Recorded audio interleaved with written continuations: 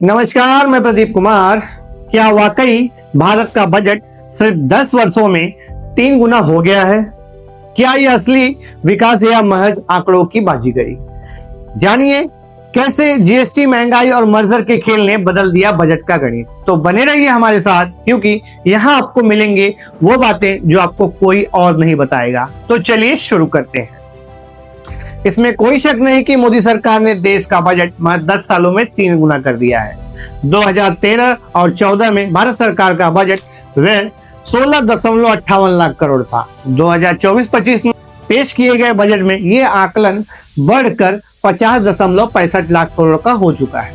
यह जादू कैसे किया, आइए इसका पता लगाएं। दरअसल पिछली सरकार तक केंद्र केवल सेंट्रल टैक्स ही लेता था। राज्य अपना टैक्स खुद वसूलते थे, अपना बजट खुद बनाते थे, खुद खर्च करते थे। ये पैसा केंद्र बजट में न आता था, न जाता था, तो जुड़ता भी न था। किसी राज्य का अपना बजट 1 लाख करोड़ होता था, किसी का 50,000 करोड़, और सभी 28 राज्यों का टोटल बजट उस समय का तकरीबन 18 लाख करोड़ था। यानी केंद्रीय बजट 16.58 लाख करोड़ और राज्य का अपना कुल बजट 18 लाख करोड़। तो सारे देश का टोटल बजट हुआ कुल 34.58 लाख करोड़ 2014 में। जब जीएसटी व्यवस्था लागू हुई तो केंद्र सेंट्रल जीएसटी तो वसूलता ही है, वह स्टेट जीएसटी भी वसूलता है। जब वसूलता है तो सारे राज्य का हिस्सा उसे किस्तों में देता है। आपने खबरें तो पढ़ी होंगी कि विपक्षी राज्यों को जीएसटी की किस्त के लिए कोर्ट तक जाना पड़ा। अब यही वसूली और दोनों केंद्र करेगा तो वह आय व्यय के रूप में सेंट्रल बजट में ही दिखेगा।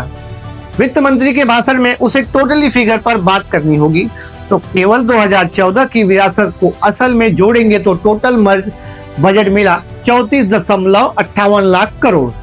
लेकिन इसमें मर्जर तो रेल बजट का भी हुआ। 2016 में सुरेश प्रभु ने आखिरी रेल बजट पेश किया था।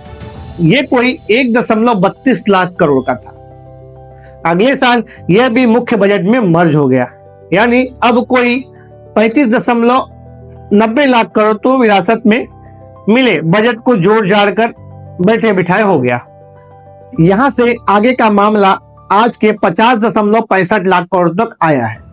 लेकिन अब अगर आप 10 साल पहले की कीमतों और आज के उस पर बढ़ी महंगाई को जोड़ दें, यानी अब 35 रुपए की चीज आज 50 रुपए की हो गई है, तो देश का बजट भी 35 लाख करोड़ से 50 लाख करोड़ हो जाना कोई बड़ी बात नहीं है।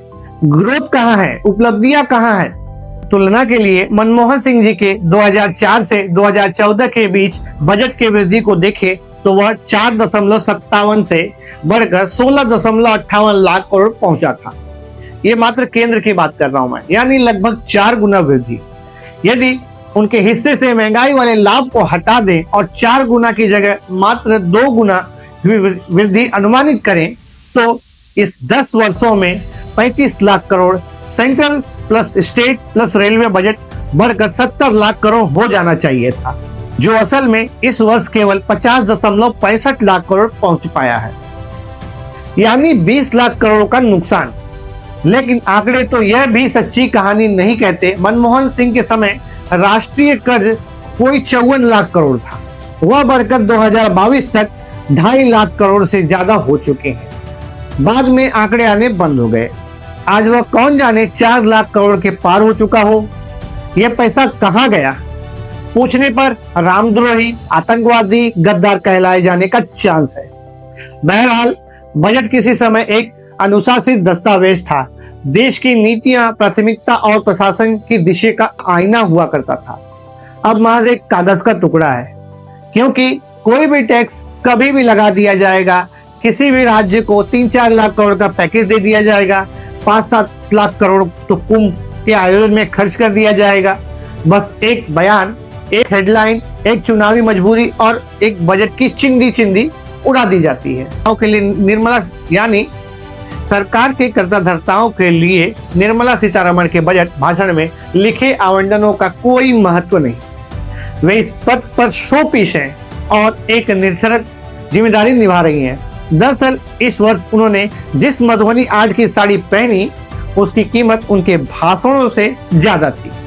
तो इस बजट में लफाजियों का पुलिंदा ही समझिए, पर यह है कि आप आंकड़ों को देखते हैं तो कोई शक नहीं कि मोदी सरकार ने देश का बजट महज 10 सालों में 3 गुना कर दिया है, यानी 16 लाख करोड़ से पूरे 50.65 लाख करोड़। तो दोस्तों, ये था बजट की कहानी का नया नजरिया। अगर आपको ये जानकारी रोचक लगी तो वीडियो को लाइक करें, चैनल को सब्सक्राइब करें, शेयर करना न भूलें। मिलते हैं अगले वीडियो में एक और दिलचस्प विषय के साथ।